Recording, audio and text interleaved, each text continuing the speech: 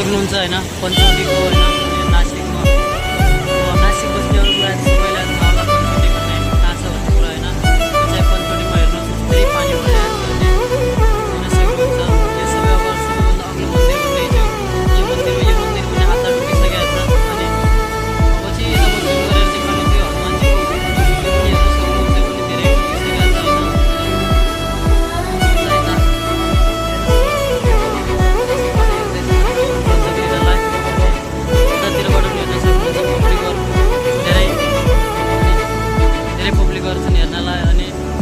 छ हेर्नुहोस् यो वर्षको चाहिँ सबैभन्दा